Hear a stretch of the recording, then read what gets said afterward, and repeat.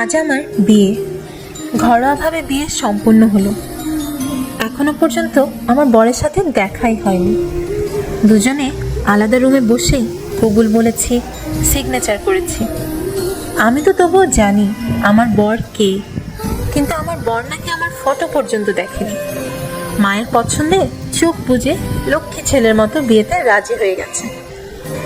সবার কাছ থেকে বিদায় নেওয়া শেষ করে কাঁদো কাঁদো আমি যখন বরের গাড়িতে চেপে বসলাম, তখন প্রথমবার ও আমাকে দেখলো আর দেখেই বলল, রাইমা তুমি এখানে? এর মানে কি? আমি তো এখানে থাকবো, আর কি থাকবে? বউয়ের সাজে তুমি? তার মানে কি তুমি আমার বউ? জি হ্যাঁ, আমি তোমার বউ। কেন, সিগনেচার করার সময় নামটা দেখোনি? জান্নাতুল ফেরদৌস রাইমা। ও মাই গড, সেই রাইমা যে তুমি... আমি তো ভাবতেও পারিনি। বিয়ের আগে তো তোমাকে আমার ফটো দেখাতে চেয়েছিল, দেখলে না কেন? তখন দেখলেই তো চিনতে পারতে। আমি তো... থাক, এখন আর কিছু বলে ড্রাইভারের সামনে সিন ক্রিয়েট করতে হবে না। যা বলার বাড়িতে গিয়ে বলো। Okay fine. এমনটাই ছিল বিয়ের পরের আমাদের প্রথম কনভারসেশন। আপনারা হয়তো একটু কনফিউজড কি ঘটছে তা নিয়ে। চলুন তাহলে ব্যাপারটা আপনাদের বুঝিয়ে বলি। আমাদের অ্যারেঞ্জ ম্যারেজ হলেও আমি আর রায়ান কিন্তু পূর্ব পরিচিত। সেই ভার্সিটি থেকে আমাদের পরিচয়। শুধু পরিচয় বললে ভুল হবে, আমরা ছিলাম একে অপরের প্রতিদ্বন্দ্বী।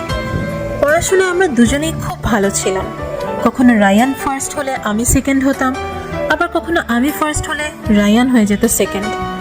একজনের জন্য অন্যজনের ফার্স্ট পজিশন পাওয়া হতো না, তাই আমরা কেউ কাউকে সহ্যই করতে পারতাম না।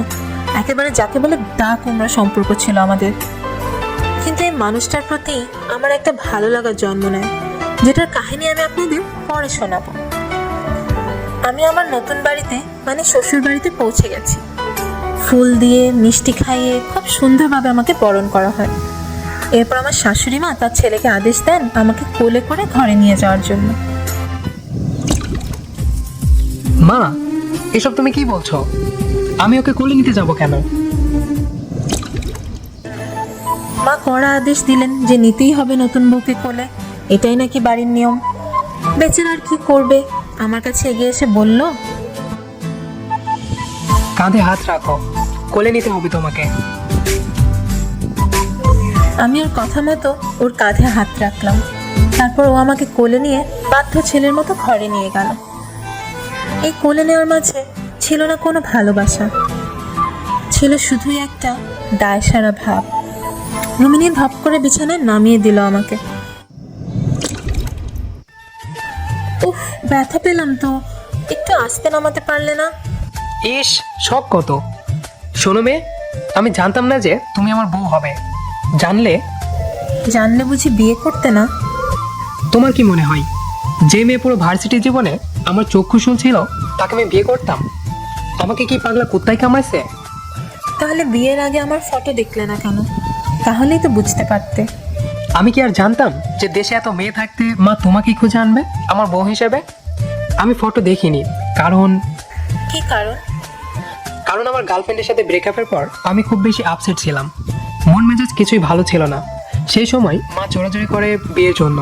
তখন রাগ করে বলে দিয়েছে, তোমার যাকে পছন্দ তাকেই আমি বিয়ে করতে রাজি আছি, দেখারও প্রয়োজন নেই। এতে আমার কি দোষ বলো? আমি না হয় জানতাম না যে আমার কার সাথে বিয়ে হচ্ছে, কিন্তু তুমি তো জানতে। তাহলে তুমি কেন রাজি হলে বিয়েতে? আমার রাজি হওয়ার পেছনে যথেষ্ট কারণ আছে, সেটা তুমি ধীরে ধীরে বুঝতে পারবে। এখনো সব বুঝবে না তুমি। অত বুঝে কাজ নেই আমার, বিয়ে তো হয়েই গেছে, কি আর করা? সারা জীবন তোমাকে সহ্য করা লাগবে। কি গো, ভয় পাচ্ছ নাকি? আমি কেন ভয় পেতে যাব? ভয় পেও না গো, আমি তোমায় কোনো প্যারা দেব না, দেখে নিও। দেখা যাবে। হ্যাঁ দেখো তুমি। আচ্ছা, আমি খুব ক্লান্ত, বড্ড ঘুম পাচ্ছে, আমি ঘুমালাম, তুমিও ঘুমিয়ে যাও। হায় রে কপাল আমার, এই ছিল আমার বিয়ের প্রথম রাত।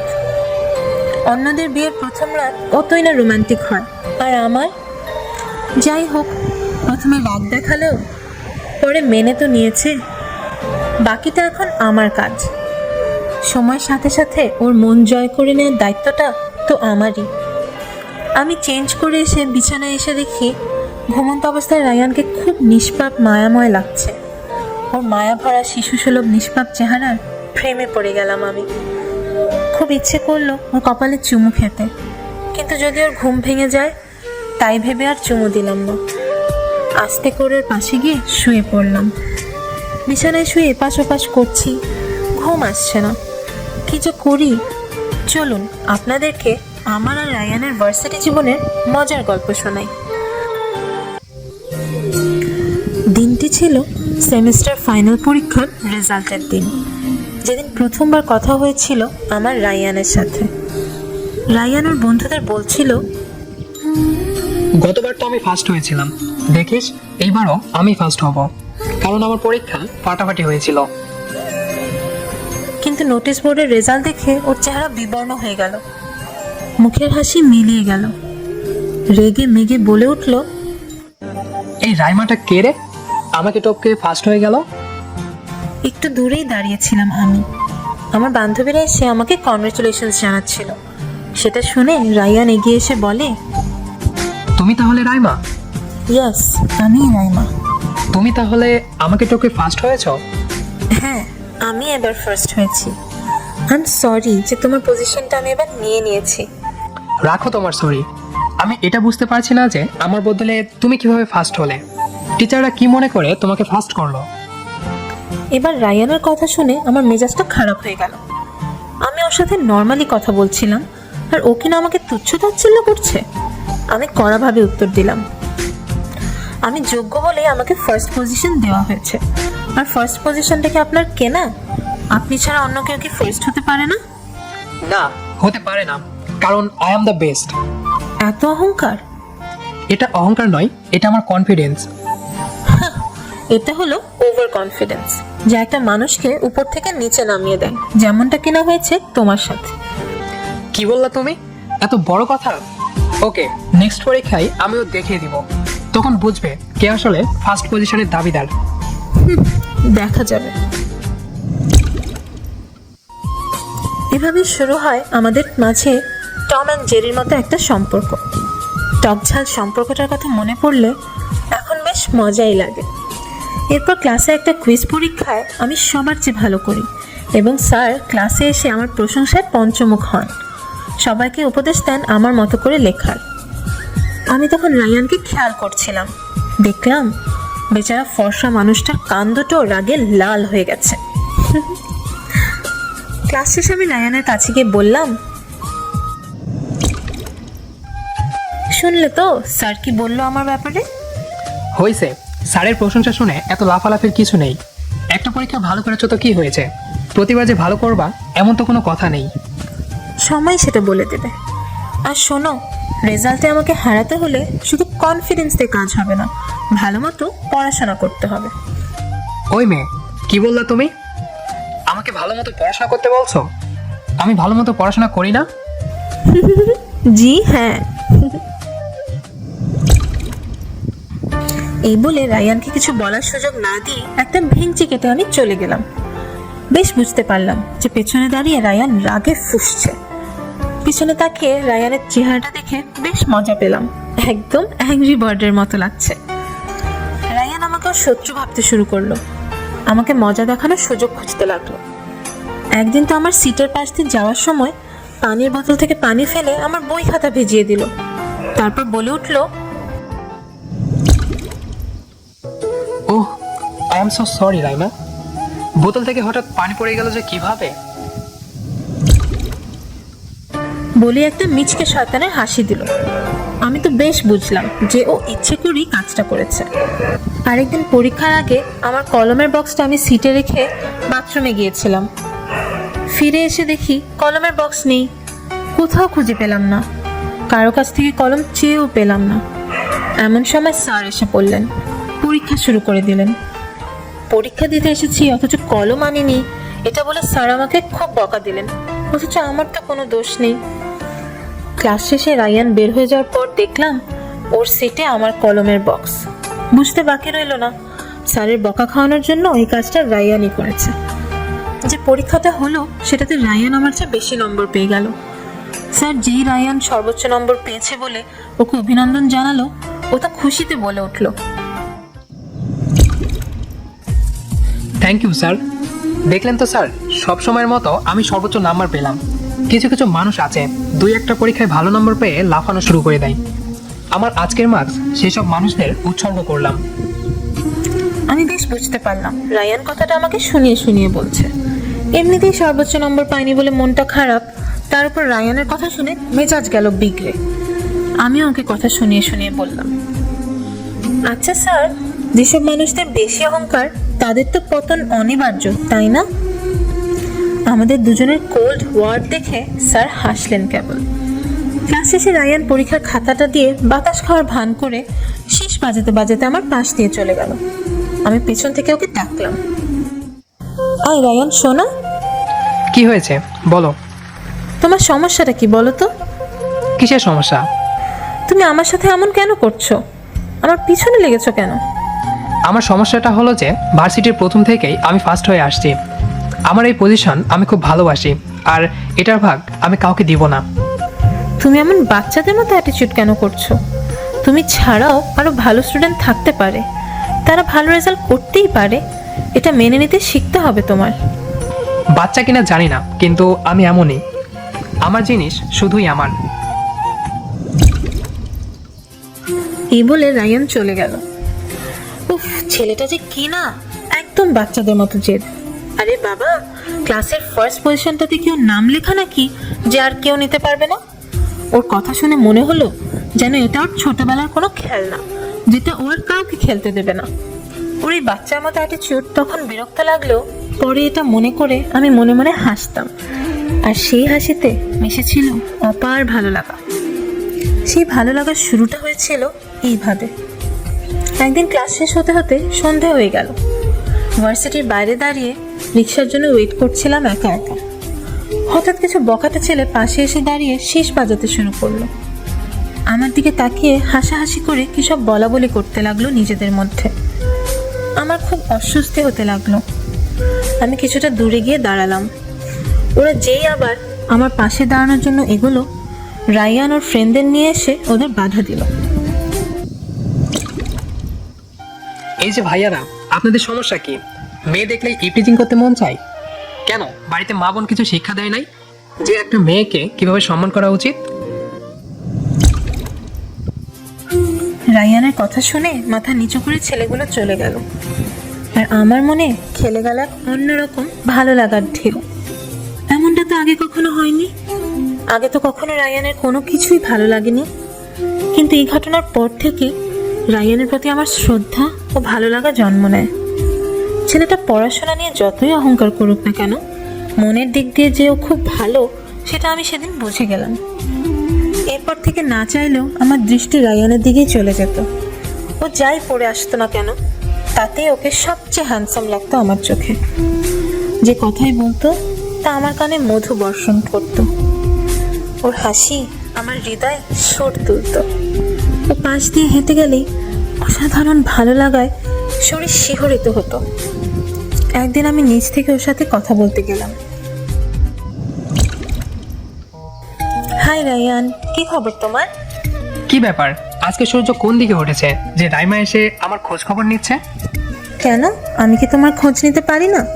না মানে, আমাদের যেমন দাকুমরা সম্পর্ক, তাতে তো কখনো তুমি এসে আমার খোঁজ খবর নাও না, তাই আর কি। আজ থেকে নিব।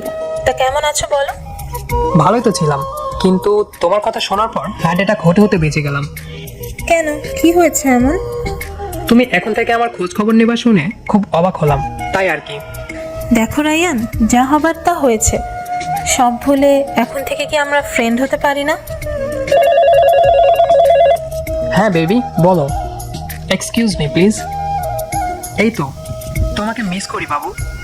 আমার বাবুটা কি করে? কথা শুনে বুঝতে পারলাম যে রায়ান ওর গার্লফ্রেন্ডের সাথে কথা বলছে। আমার জানা মতো ওর তো কোনো গার্লফ্রেন্ড ছিল না। তার মানে রায়ানের গার্লফ্রেন্ড হয়েছে নতুন। বুকের ভেতরটা দুমড়ে মুচড়ে গেল। কষ্ট আরও বেশি পেতাম যখন আর গার্লফ্রেন্ড ভার্সিটিতে আসতো আর আমরা দুজন একেবারে চিপকায় থাকতো। রায়ান ওর গার্লফ্রেন্ডের খুব কেয়ার নিত, অনেক ভালোবাসতো, আর সেটা দেখে আমার চোখ ভিজে উঠত কষ্টে। ভাবতাম জীবনে প্রথম যাকে ভালোবেসে ফেললাম তাকে পাবার আগেই হারাতে হলো, কত দুর্ভাগ্য আমার।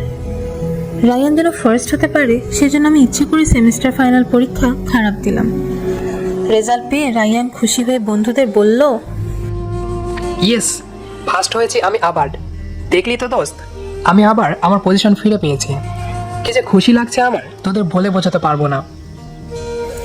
ওর খুশির জন্যই তো আমি ইচ্ছে করে রেজাল্ট খারাপ করলাম, কারণ ওর খুশিটাই আমার জন্য সবচেয়ে বড় পাওয়া, আমার একমাত্র চাওয়া। রায়ানের গার্লফ্রেন্ড আছে জেনেও ওর প্রতি আমার ভালোবাসা এতটুকু কমেনি। আমি স্রষ্টার কাছে কেমন প্রার্থনা করতাম, হে প্রভু, তুমি প্লিজ রায়ানকে আমার করে দিও। অবশেষে স্রষ্টা মুখ তুলে চান আমার দিকে। রায়ানের গার্লফ্রেন্ড ওর চেয়ে বড়লোক ছেলেকে পেয়ে রায়ানের সাথে ব্রেকআপ করে ফেলে, আর আমি সুযোগ পেয়ে যাই ওর জীবনে নিজের জায়গা করে নেওয়ার।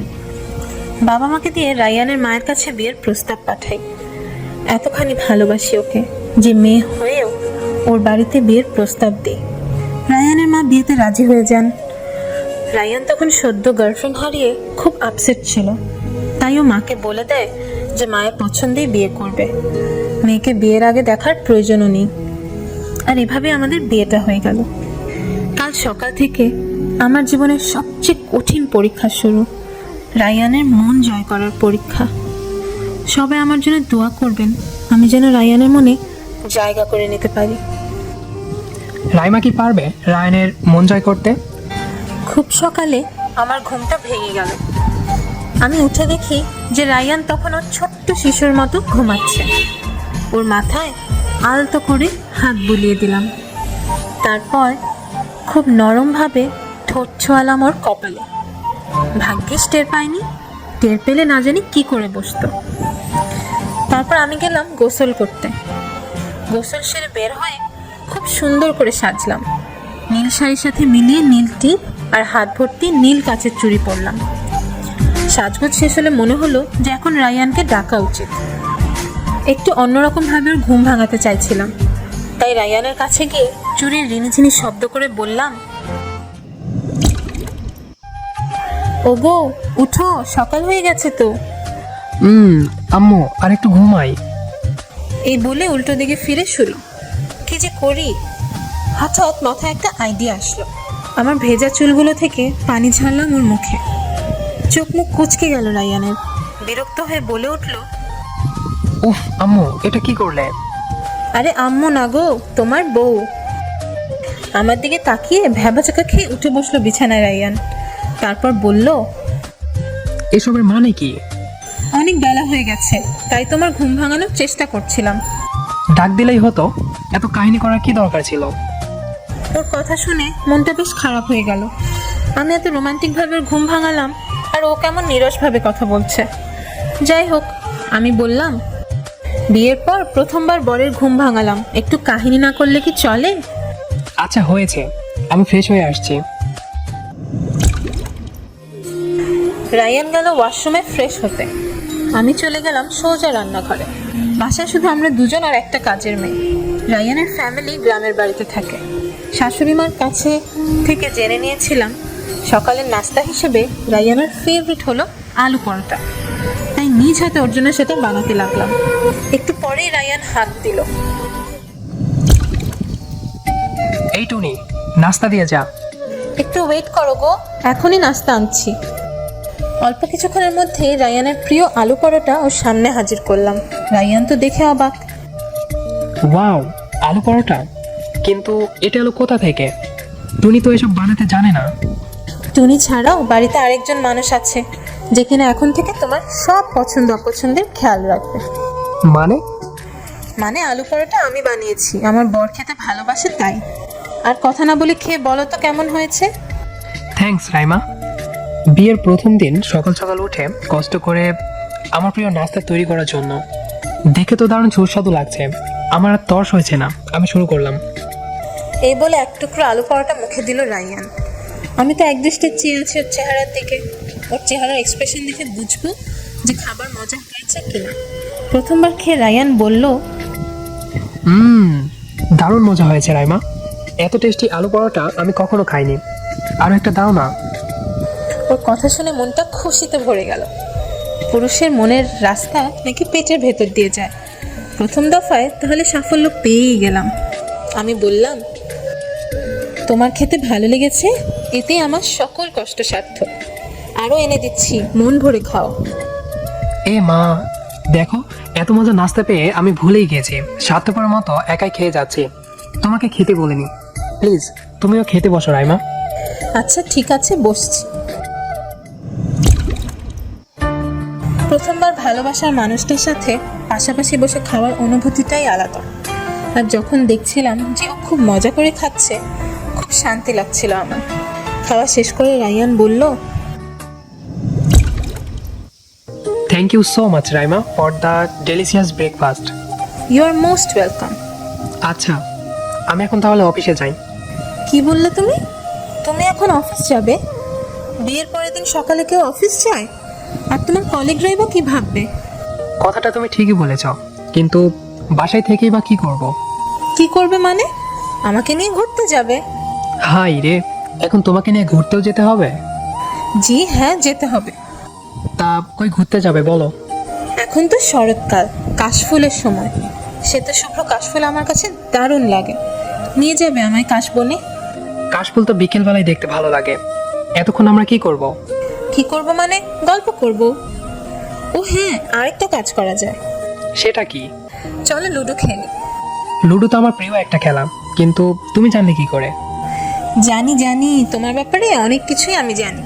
শাশুড়ি মার কাছ থেকে জেনে নিয়েছি। বাহ, বেশ তো। আমরা যে লুডো খেলবো, বাসায় তো লুডোর বোর্ড নেই। তাহলে আমার একটা আইডিয়া আছে। কি আইডিয়া? আমার ফোনে লুডোর গেমটা আছে, চলো সেটাতে খেলি। ওকে, চলো খেলি। কিন্তু তুমি জেনে রাখো, আমাকে লুডোতে হারানো কিন্তু সহজ ব্যাপার না। সেটা দেখা যাবে। আমিও লুডোতে সহজে হারি না। আমাকে কেউ হারাতে পারে না লুডোতে। আজকে আমার কাছে হারার জন্য রেডি হও। ইস, সময় বলে দেবে। তারপর আমার মোবাইলে লুডো গেমটা ওপেন করলাম। দুজন বিছানায় বসে খেলা শুরু করলাম। আমি তো শুরুর দান থেকেই বলতে লাগলাম, ছক্কা ছক্কা ছক্কা ছক্কা ছক্কা। প্রথম ছক্কা উঠলো আমার। আমি তো মহা খুশি। রায়ানকে খেপানোর জন্য দুষ্টুমি করে হাসলাম। ধুর। খেলার শুরুতে আমি বেশ ভালোই খেলছিলাম। তারপর হঠাৎ খেলার মোড় ঘুরে গেল। রায়ান আমার গুটিগুলো খেতে শুরু করলো। দেখতে দেখতে রায়ান জিতে গেল। আমি ভেবেছিলাম আমি জিতবো, জিতে রায়ানকে দেখিয়ে দিব যে সবসময় জয় ওর হবে না। কিন্তু হেরে গেলাম। সহ্য করতে না পেরে বালিশ উঠিয়ে বালিশ দিয়ে ওকে মারতে লাগলাম। বেচারা কিছুক্ষণ সহ্য করার পর নিজে আরেকটা বালিশ উঠিয়ে আমাকে মারতে লাগলো। শুরু হয়ে গেল বালিশ যুদ্ধ। একসময় নিজেদের কাণ্ড কারখানা নিজেরাই হাসতে হাসতে গড়িয়ে পড়লাম বিছানায়। আমি রায়ানের চোখে চোখ রাখলাম। গভীর ভালোবাসার দৃষ্টিতে তাকিয়ে রইলাম ওর দিকে। রায়ান আজ যেন অন্যভাবে দেখছিল আমাকে। কিন্তু কিছু হওয়ার আগেই রায়ান উঠে পড়ল। আজ বাসায় লাঞ্চ করতে মন চাইছে না, বাইরে লাঞ্চ করতে ইচ্ছে করছে। যাবে? আরে তুমি তো একেবারে আমার মনের কথাটা বলে দিলে। যাব না মানে? তুমি পাশে থাকলে তো আমি জাহান্নামেও যেতে রাজি। থাক থাক, জাহান্নামে যেতে হবে না। আপাতত রেডি হয়ে আমার সাথে লাঞ্চে চলো, তাহলেই হবে। আচ্ছা আমি কি পরবো? তুমি পছন্দ করে দাও না। আমি কিভাবে পছন্দ করব? আমি মেয়েদের কাপড় সম্বন্ধে একদম বুঝি না। তাও একটু হেল্প করো না প্লিজ। বলো না কি পরলে বেশি ভালো লাগবে আমাকে। সবুজ রঙের কিছু পরো। কাশবনের মাঝে সবুজ পরে ছবি বেশ সুন্দর আসবে। Great idea. আমি তাহলে এখনই রেডি হয়ে আসছি, আর আমার কাপড়ের সাথে ম্যাচ করে তোমার কাপড় বের করে দিচ্ছি। আমি পরলাম সবুজ রঙের শাড়ি, আর ও পরলো সবুজ টি শার্ট। তারপর বাসার বাইরে দাঁড়িয়ে আমাদের জীবনের প্রথম সেলফিটা তুললাম। এক কথায় দারুণ লাগছিল, আর ছবিটাও এসেছিল সেই। রায়ানের পছন্দের রেস্টুরেন্টে লাঞ্চ করতে গেলাম আমরা। আমি বললাম, তোমার পছন্দের খাবার অর্ডার দাও। না, তোমার পছন্দের অর্ডার দাও। আরে এভাবে আমি না তুমি করতে করতে খাবার অর্ডার দেওয়াই হবে না। আচ্ছা ঠিক আছে, দুজন মিলেই অর্ডার করছি। খাবার চলে এলো। রায়ান যেই খেতে শুরু করবে আমি অমনি বলে উঠলাম, আরে আরে একটু ওয়েট করো। কেন, কি হলো? আমি রায়ানের মুখের সামনে নিজ হাতে খাবার তুলে ধরলাম। রায়ান তো পুরাই অপ্রস্তুত হয়ে গেল, বলে উঠল, আরে করছো কি? মানুষ দেখবে তো। দেখলে দেখুক, আমরা কি খারাপ কিছু করছি নাকি? আর আমরা তো স্বামী স্ত্রী, স্ত্রী তার স্বামীকে নিজ হাতে খাইয়ে দিতেই পারে। এই বলে রায়ানকে মুখে তুলে খাইয়ে দিলাম। আমি জানতাম বাড়িতে যদি খাওয়াতাম তাহলে ও হয়তো নিত না আমার হাত থেকে খাবার, রেস্টুরেন্টে সবার সামনে কোনো সিন ক্রিয়েট করবে না। তাই এই সুযোগটা নিয়ে ওকে মুখে তুলে খাইয়ে দেওয়ার ইচ্ছাটা পূরণ করে নিলাম আমি। এরপর রায়ান একটা উবার ডাকলো কাশবনে যাওয়ার জন্য। গাড়িতে আমার থেকে রায়ান বেশ দূরে বসেছিল। আমি আস্তে করে ওর কাছে ঘেঁষে বসলাম। অবাক হয়ে আমার দিকে চাইলো ও। আমি আস্তে করে বললাম, এভাবে এত দূরে দূরে বসে থাকলে ড্রাইভার ভাববে আমাদের মধ্যে ঝগড়া হয়েছে। কি দরকার মানুষকে ভুল ধারণা দেওয়ার? এটা অবশ্য তুমি ঠিক বলেছ। আচ্ছা, তোমার হাতটা একটু ধরি। মানে চুপ। আমি রায়ানের হাতে হাত রাখলাম, শক্ত করে চেপে ধরলাম ওর হাতটা। অনুভব করলাম রায়ান যেন ঈষৎ কেঁপে উঠল, ভালো লাগায় ভরে উঠল আমার ভেতরটা। তারপর আস্তে করে ওর কাঁধে মাথা রাখলাম, আরো বেশি ভালো লাগায় ভরে গেল মন। দেখতে দেখতে আমরা পৌঁছে গেলাম কাশবনে। কাশবনে ঘটল এক ঘটনা। অদূরেই দেখতে পেলাম লম্বা লম্বা শ্বেত শুভ্র কাশফুল হাওয়ায় দোল খাচ্ছে। দেখতে যে কি ভালো লাগছিল। আমি ছুটে গেলাম কাশবনের দিকে। আজ পর্যন্ত শুধু ছবিতেই দেখে এসেছি কাশফুল, সামনাসামনি দেখতে পেয়ে কি যে খুশি লাগছিল আমার। আমি আনন্দে ছুঁয়ে ছুঁয়ে দেখছিলাম কাশফুলগুলো, আমার গালের সাথে ধরলাম সেগুলো, খুবই ভালো লাগছিল। পেছনে তাকিয়ে দেখি একটু দূরে দাঁড়িয়ে রায়ান মুচকি হাসছে। আমি আবার ছুটে গেলাম ওর কাছে, গিয়ে বললাম, ওয়াও রায়ান, কাশবন সামনাসামনি দেখতে এত সুন্দর হবে আমি ভাবতেও পারিনি। এমন অসাধারণ সুন্দর একটা জায়গায় আমাকে নিয়ে আসার জন্য অনেক ধন্যবাদ তোমাকে। তোমার চেহারা দেখেই বোঝা যাচ্ছে তোমার খুব ভালো লাগছে। জানি না কেন তোমার এই খুশি দেখে আমার ভেতরেও খুশি কাজ করছে। তাই বুঝি? হ্যাঁ তাই। আচ্ছা তুমি দূরে দাঁড়িয়ে কি করছো বলো তো? চলো আমার সাথে, কাশফুল ছুঁয়ে দেখবে। আরে তুমিই দেখো, আমার এসবের প্রতি এত আগ্রহ নেই। আগ্রহ নেই মানে? এসে দেখোই না কত ভালো লাগে, চলো তো। এই বলে রায়ানের হাত ধরে টানতে টানতে ওকে নিয়ে গেলাম কাশবনের মাঝে। রায়ানও ছুঁয়ে দেখলো কাশফুল, তারপর বলল, আসলেই তো, দূরে দাঁড়িয়ে থাকলে বড্ড মিস করতাম। কাশফুলের মাঝে এসে সত্যি খুব ভালো লাগছে। আমারও। এই বলে খুশিতে আমি জড়িয়ে ধরলাম রায়ানকে।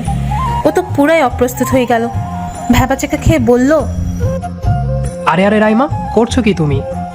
ও সরি, আসলে আনন্দে আবেগে ভুলেই গিয়েছিলাম যে আমি তোমাকে আমার স্বামী মনে করলেও তুমি তো আমাকে তোমার স্ত্রী মনে করো না।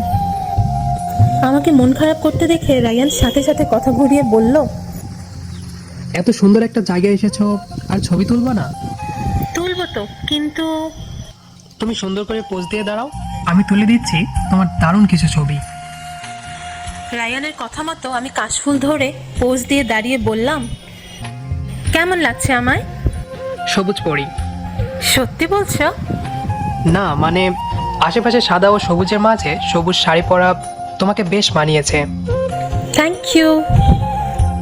বিভিন্ন পোজে বেশ কিছু ছবি তুলে দিল আমার রায়ান।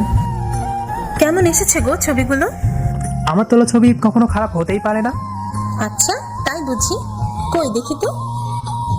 রায়ান আমার দিকে যেই এগিয়ে আসতে যাচ্ছে তখনই আমার চোখ গেল নিচের দিকে, আর আমি ভয়ে আতঙ্কে শিউরে উঠলাম।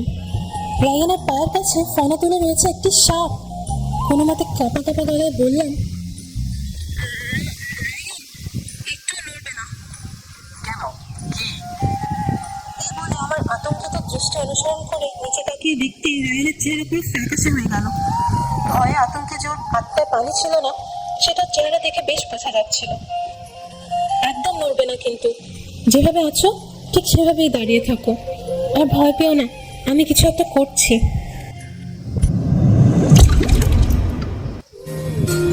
আমার নিজেরও প্রচন্ড ভয় করছিল। আমার চোখের সামনে আমার ভালোবাসার মানুষের কিছু একটা হয়ে যাবে, এটা আমি কল্পনাও করতে পারি না। আমার কিছু হলে হোক, কিন্তু ওর কিছু আমি হতে দেব না। আমি চারিদিকে তাকিয়ে খুঁজতে লাগলাম কিছু একটা যেটাতে সাপটিকে আঘাত করা যায়। হঠাৎ করে একটু দূরে চোখে পড়লো ইটের বড় বড় কয়েকটা টুকরো মাটিতে পড়ে রয়েছে। আমি পা টিপে টিপে খুব সন্তর্পণে গিয়ে ইটের টুকরোগুলো উঠিয়ে নিলাম। তারপর আল্লাহর নাম নিয়ে নিশানা করে পরপর দুইটা ইটের টুকরো ছুঁড়ে মারলাম ঠিক সাপটির মাথা বরাবর। আল্লাহর অশেষ রহমত, দুইটা ইটের টুকরোয় গিয়ে লাগলো একেবারে সাপের মাথায়। থেতলে গেল সাপটির মাথা, প্রাণ হারালো সেটি। আমি ছুটে গিয়ে রায়ানকে ধরে বললাম, তুমি ঠিক আছো তো রায়ান?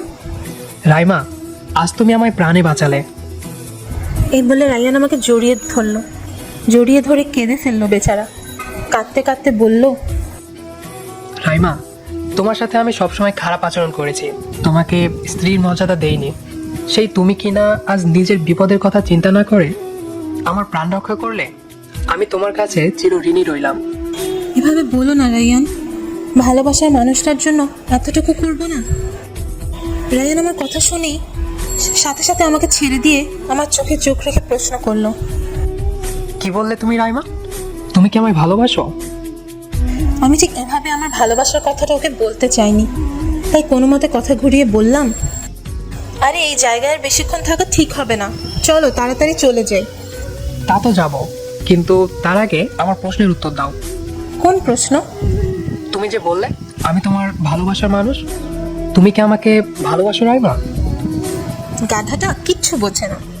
ভালো না বাসলে ইউনিভার্সিটি জীবনে নিজের চরম প্রতিদ্বন্দ্বীকে নিজ থেকে বিয়ে করতে গেলাম কেন? যাই হোক, ওর মন না জয় করে এখনই বলতে চাচ্ছিলাম না নিজের ভালোবাসার কথা, তাই বললাম, আমি তোমার ভালোবাসতে যাব কেন? বইই গেছে তোমাকে ভালোবাসতে আমার। ও তাই? রায়ানের কণ্ঠ শুনে মনে হলো ও একটু দুঃখ পেয়েছে, আর এটা ভেবে মনে মনে আমার খুব ভালো লাগলো যে আমি ভালোবাসি না শুনে ওর খারাপ লেগেছে। তার মানে আমার জন্য ওর মনে অনুভূতি জাগতে শুরু করেছে। এটাই তো চেয়েছিলাম আমি।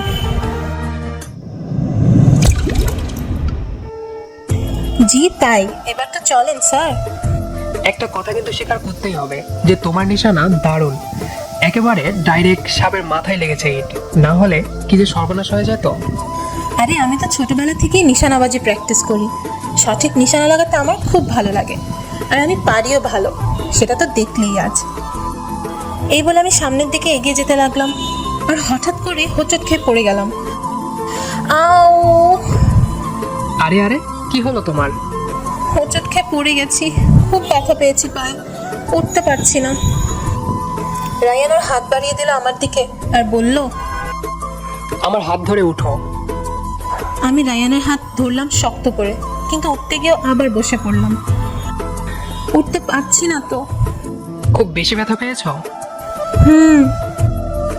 রায়ান আমার দুই কাঁধে ধরে আমাকে উঠিয়ে দাঁড় করালো, কিন্তু আমি যে হাঁটতে পারছি না। আমি বললাম, আমার পা তো মচকে গেছে, আমি যে হাঁটতে পারছি না গো। তাহলে এখন কি করা? এখন কি করা মানে? বউ হাঁটতে পারছে না, তুমি চেয়ে চেয়ে দেখবে? আমাকে কোলে করে নিয়ে যাও গাড়ি পর্যন্ত। ও মা, বলো কি? এখন তোমাকে কোলে নিতে হবে? হাঁটতে যখন পারছি না, কি আর করবে, কোলেই তো নিবে নাকি? নাকি আমাকে এখানে একলা ফেলে চলে যাবে? না না, তা কেন? আমি এতটাও খারাপ না। তাহলে দাঁড়িয়ে দেখছো কি? কোলে নাও আমায়। তারপর রায়ান আমাকে কোলে তুলে নিল, আর আমি ওর গলা জড়িয়ে ধরলাম। ইস, ভালোই হয়েছে পাটা মচকে গিয়েছে, এই সুযোগে বরের কোলে তো উঠতে পারলাম, নাহলে কি নিজ থেকে কোনোদিন ও কোলে তুলতো আমাকে? রায়ান পুরো পথটা কোলে করে নিয়ে আমাকে মেইন রোড পর্যন্ত গেল, গাড়ির কাছে গিয়ে আমাকে নামিয়ে দিল, তারপর আমাকে গাড়িতে উঠতে সাহায্য করলো, তারপর বলল, একটু ওয়েট করো, আমি এখনই আসতেছি। 2 মিনিট পর ও 2টা ললি আইসক্রিম নিয়ে ফিরে এলো। আমি তো আইসক্রিমের জন্য খুব পাগল, আইসক্রিম দেখে খুশিতে বলে উঠলাম, ওয়াও রায়ান, তুমি কিভাবে বুঝলে যে আমার এখন আইসক্রিম খেতে খুব ইচ্ছে করছিল? আইসক্রিম তো তোমার খাওয়ার জন্য আনিনি। তুমি পায়ে খুব ব্যথা পেয়েছো, তাই বরফের আইসক্রিমটা এনেছি যাতে পায়ে লাগালে তুমি আরাম পাও। How sweet of you Ryan. কই দেখি পায়ের কোথায় ব্যথা পেয়েছো? এই যে এখানে। তারপর আমার ব্যথা পাওয়ার জায়গায় রায়ান বরফের আইসক্রিমটা চেপে ধরলো। ঠান্ডা বরফ লাগাতে বেশ আরাম পাচ্ছিলাম আমি। Thank you so much Ryan, অনেকটা ভালো লাগছে এখন। কিন্তু কিন্তু কি? আমার যে আইসক্রিম খেতে খুব ইচ্ছা করছে। নো টেনশন, আমার জন্য যেটা এনেছিলাম সেটা তুমি খেয়ে নাও। তাহলে তুমি কি খাবে? আমার খেতে হবে না, আইসক্রিম আমারও তো পছন্দ না। কিন্তু আইসক্রিম আমার খুবই পছন্দ। এই নাও, এই আইসক্রিমটা খাও, জলদি খাও, নাহলে গলে যাবে। গাড়ি তো আইসক্রিমওয়ালাকে অনেক পেছনে ফেলে এসেছে, নাহলে আরেকটা কিনে নেওয়া যেত। আচ্ছা ব্যাপার না, আমরা দুজন মিলে এই আইসক্রিমটাই শেয়ার করে খাবো। আরে না না, তুমি খাও, আমার খেতে হবে না। একদম চুপ, কোনো কথা না। আমি খেতে বলেছি, খাও, জলদি খাও তো, গলে যাচ্ছে। আমার মিষ্টি শাসন শুনে রায়ান দমে গেল। লক্ষ্মী ছেলের মতো আইসক্রিমে কামড় দিল। এক কামড় খেয়ে আমার দিকে আইসক্রিমটা এগিয়ে দিল। ওর কামড় দিয়ে আইসক্রিমটা খেতে অন্যরকম ভালো লাগা কাজ করছিল আমার ভেতর। আমি আরেকটা কামড় খেয়ে ওর দিকে আইসক্রিমটা এগিয়ে দিয়ে বললাম, নাও খাও। আমি আমার আইসক্রিম কখনো কারোর সাথে শেয়ার করি না, কিন্তু তোমার সাথে শেয়ার করছি। আমার তো মনে হয় এই প্রথমবার আমি কারোর সাথে নিজের আইসক্রিম শেয়ার করছি। রায়ান আমার চোখের দিকে এক মুহূর্ত নিষ্পলকভাবে চেয়ে রইল। তারপর মিষ্টি করে হেসে বলল, থ্যাঙ্কস ফর এভরিথিং রাইমা। আমিও রায়ানের চোখের দিকে তাকিয়ে মিষ্টি করে একটা হাসি দিলাম। রাইমা ও রায়ানের দুষ্টু মিষ্টি ভালোবাসা কিভাবে এগিয়ে চলে জানতে হলে দেখুন ক্লাসমেট যখন বউ পর্ব 5। বাইরে ঝুম বৃষ্টি হচ্ছে। আমি ঘরে বসে গান শুনছি আর অফিস থেকে রায়ানের ফেরার অপেক্ষা করছি। এমন সময় কলিং বেল বেজে উঠল। দরজা খুলে দেখি রায়ান এসেছে। আরে রায়ান, তুমি দেখি পুরো ভিজে গেছো। আর বলো না, বাস থেকে নেমে বাসা পর্যন্ত আসতে আসতে একেবারে পুরো ভিজে গেলাম। একটা উবার নিয়ে চলে আসতে। যখন অফিস থেকে বের হলাম তখন তো বৃষ্টি ছিল না, হঠাৎ করেই নামলো ঝুম বৃষ্টি, আর বাস থেকে নামতেই গেলাম ভিজে। ইস, তোমার কি ঠান্ডা লেগে যাবে, জলদি চেঞ্জ করে নাও। আমি শুকনো তোয়ালে দিয়ে তোমার মাথা মুছে দিচ্ছি। একটা টি শার্ট দাও তো। দিচ্ছি এখনই। রায়ান ওর ভেজা শার্ট খুলে টি শার্ট পরে নিল, আর আমি তোয়ালে দিয়ে ওর চুল মুছে দিতে গেলাম। তখনই বলে উঠলো, আরে আমাকে দাও, আমি মুছে নিচ্ছি। একদম কথা না, চুপটি করে বসে থাকো, আমি মুছে দিচ্ছি। এরপর শুকনো তোয়ালে দিয়ে আমি খুব ভালো করে রায়ানের চুল মুছে দিলাম। তারপর রান্নাঘরে থেকে গরম কফি বানিয়ে এনে ওর পাশে বসলাম। এই নাও গরম গরম কফি। আমার এখন ঠিক এটাই দরকার ছিল, খুব মন চাচ্ছিল গরম কফি খেতে। তুমি কিভাবে বুঝতে পারলে? আমি তোমার বেটার হাফ, আমি বুঝবো না তো কে বুঝবে? ও তাই? জি তাই। তারপর বলো, তোমার সারাদিন কেমন গেল? কাজের চাপে ছিলাম অনেক। তোমার সারাদিন কেমন গেল? তোমার প্রতীক্ষায়। এরপর আরো কিছুক্ষণ গল্প করলাম আমরা। তারপর রায়ান বসলো টিভি দেখতে, আর আমি গেলাম রান্নাঘরে ডিনার রেডি করতে। রাতে খাবার খেতে খেতে রায়ান তো আমার প্রশংসায় পঞ্চমুখ। বাহ রাইমা, আজকে সবজিটা তো খুব মজা হয়েছে। Thank you. চিকেন খেয়ে দেখো না কেমন হয়েছে। চিকেন তো আরো বেশি মজা হয়েছে, একদম ইয়ামি। আর একটু দাও তো। এই নাও, তোমার পছন্দ হয়েছে, এতেই আমার রান্না সার্থক। স্বীকার করতেই হবে যে তোমার হাতে জাদু আছে। তাই বুঝি? হ্যাঁ তাই তো। সে রাতে রায়ানের প্রচন্ড জ্বর আসলো। জ্বর মেপে দেখলাম যে 103 ডিগ্রি। জ্বরে গা পুড়ে যাচ্ছে, মাথা আগুন হয়ে রয়েছে। আমি সাথে সাথে পানি দিয়ে ওর মাথা ধুয়ে দিলাম, গা মুছে দিলাম। জ্বরের ঘোরে রায়ান কেবল উহ আহ করছে, খুব কষ্ট হচ্ছিল ওকে দেখে। এরপর আমি ফ্রিজের ঠান্ডা পানি দিয়ে ওর কপালে জলপট্টি দিতে লাগলাম। কিছুক্ষণ পর মেপে দেখলাম জ্বর 101 ডিগ্রিতে নেমেছে। তারপর আমি প্রশ্ন করলাম, রায়ান, কিছু একটা খেয়ে নাও, ওষুধ খেতে হবে যে। হুম, কি খাবে বলো? কি খেতে মন চাইছে এখন তোমার? নুডলস। আচ্ছা, আমি এখনই বানিয়ে আনছি। এরপর সেই মধ্যরাতে গেলাম নুডলস বানাতে। তারপর সেই নুডলস নিজ হাতে রায়ানকে খাইয়ে দিয়ে ওকে ওষুধ খাওয়ালাম। রায়ান ধীরে ধীরে ঘুমিয়ে পড়লেও আমি সারা রাত জেগে ওর কপালে জলপট্টি দিয়ে গেলাম। ভোরের দিকে খুব ঘুম পাচ্ছিল আমার। রায়ানের পাশে বিছানায় মাথা রেখে ঘুমিয়ে পড়ি আমি। সকালে ঘুম থেকে উঠে রায়ান বলে,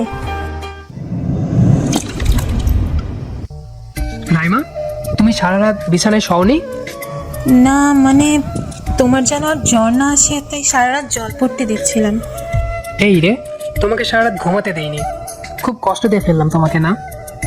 কষ্ট কিসের? আমার বর জ্বরে কষ্ট পাচ্ছে আর আমার কাছে ঘুম আসে? তুমি সত্যিই খুব ভালো রাইমা। থাক, হয়েছে, আর বলতে হবে না। তুমি বসো, আমি তোমার জ্বরটা দেখি। জ্বর মেপে দেখলাম যে এখন একদম নর্মাল। না, আর জ্বর নেই। এত লক্ষ্মী বউ আর এত সেবা পেলে জ্বর বাবাজি কি আর থাকতে পারে? আগে কখনো খেয়ালই করিনি যে তোমার হাসিটা এত সুন্দর। রায়ানের কথা শুনে আমি লজ্জায় মাথা নিচু করলাম, কিন্তু মনে মনে খুব খুশি লাগলো যে রায়ান এখন আমাকে খেয়াল করে, আমার প্রশংসা করে। কিছুক্ষণ চুপ করে থেকে বললাম, শোনো, আজ কিন্তু অফিস যাওয়া চলবে না। আজ বাসায় বিশ্রাম নেবে। যে হুকুম মহারানী। দুপুরে খাওয়া দাওয়ার পর রায়ান বলল, আমার না ঘরে থাকতে ভালো লাগছে না, চলো না বাইরে থেকে বেরিয়ে আসে। গতকাল রাতে তোমার প্রচন্ড জ্বর ছিল বলে আজ তোমাকে অফিস যেতে দেইনি, আর তুমি কিনা ঘুরতে যেতে চাইছো? বাসায় বসে বসে যে আর ভালো লাগছে না, সত্যি বলছি।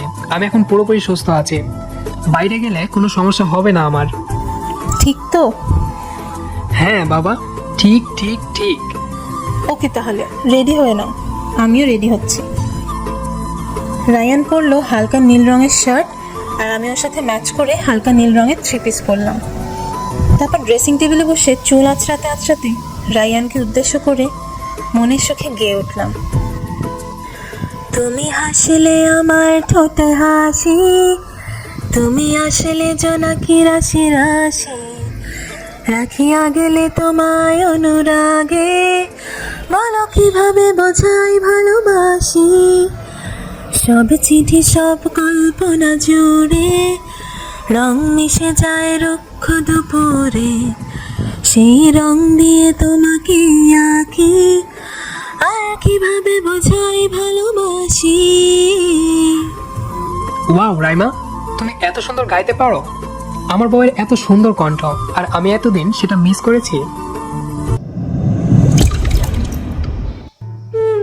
রায়ানের মুখে আমার বউ কথাটা শুনে ভালো লাগায় বুকটা ভরে গেল। ইচ্ছে করলো তখনই ওকে জড়িয়ে ধরে বলি, রায়ান, তোমাকে আমি অনেক ভালোবাসি, ভালোবাসবে কি আমায়? কিন্তু আমি কিছুই বললাম না, শুধু মিষ্টি করে হাসলাম।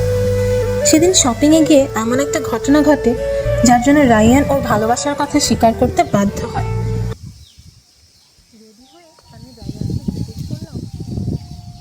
আমাকে কেমন লাগছে? সত্যি বলবো নাকি মিথ্যা? অবশ্যই সত্যিটা বলবে। সত্যি বলতে তোমাকে ভালো লাগছে না। ভালো লাগছে না? হ্যাঁ, তোমাকে ভালো লাগছে না তো, বরং একটু বেশি ভালো লাগছে। তুমি যে কি না, ফাজিল একটা। একটু দুষ্টুমি করলাম আর কি। তবে তোমাকে সত্যিই খুব ভালো লাগছে দেখতে। Thank you. আচ্ছা, আমরা কোথায় যাচ্ছি? তুমি বলো, কোথায় গেলে খুশি হবে? তুমি যেখানে নিয়ে যাবে আমি সেখানে গেলেই খুশি, কারণ তুমি তো পাশে থাকবে। চলো আজ তাহলে তোমাকে শপিংয়ে নিয়ে যাই। সত্যি?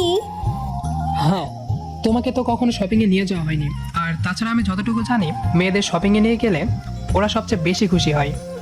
মেয়েদের ব্যাপারে খুব জানো দেখছি। তাই একটু জানি, শুধু এটাই দেখলে। আমি যে তোমাকে খুশি করতে চাচ্ছি সেটা দেখলে না। কি হলো, আপন মনে বিড়বিড় করে কি বলছো? না কিছু না, চলো বের হই।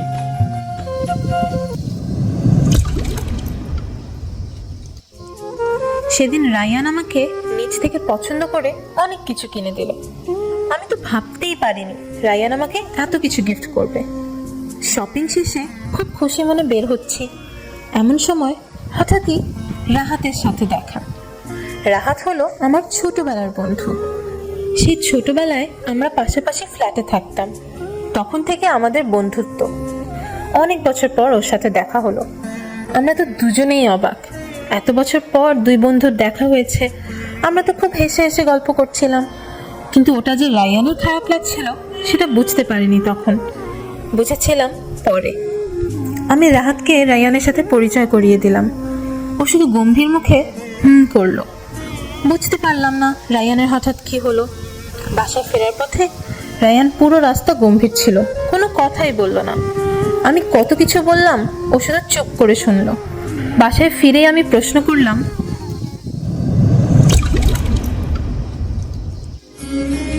কি হয়েছে তোমার? হঠাৎ করে এমন চুপচাপ হয়ে গেলে? শরীর খারাপ করছে নাকি? না, শরীর ঠিকই আছে। তাহলে কি হয়েছে বলো আমাকে।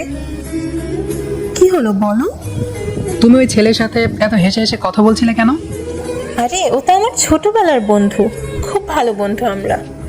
সে যেটাই হোক, আমি ছাড়া অন্য কোনো ছেলের সাথে তুমি এভাবে কথা বলবে না। কেন? বুঝো না কেন? বুঝিনি তো। আমার কষ্ট হয়, তাই আমার জেলাস ফিল হয়। কিন্তু কেন রায়ান? কারণ তুমি? আমি তোমাকে ভালোবাসি। সত্যি বলছো রায়ান? হ্যাঁ রাইমা, জানি না কবে কখন কিভাবে তোমাকে ভালোবেসে ফেলেছি, কিন্তু আমি এটা জানি তোমাকে ছাড়া আমার আর চলবে না। আমি খুশিতে রায়ানকে জড়িয়ে ধরি, শক্ত করে রায়ানকে জড়িয়ে ধরে ওর বুকে মাথা রেখে বলি, তুমি জানো না রায়ান, তোমার মুখে ভালোবাসি কথাটা শোনার জন্য কত অস্থির হয়েছিলাম আমি। আজ আমিও তোমাকে বলতে চাই যে আমি তোমাকে সেই ইউনিভার্সিটি জীবন থেকেই ভালোবাসি। দিন দিন তোমার প্রতি সেই ভালোবাসা বেড়ে গেছে।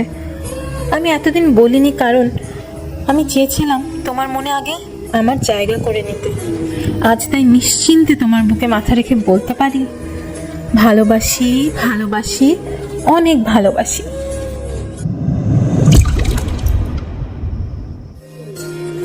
এরপর রায়ান আমাকে ওর ভালোবাসা দিয়ে সিক্ত করলো। পরম আদরে আমার ঠোঁটে ওর ঠোঁট ডুবিয়ে দিল। অনেকক্ষণ ধরে আমার ঠোঁটে ভালোবাসা দিল। একসময় আমাকে কোলে তুলে নিয়ে বিছানায় শুইয়ে দিল।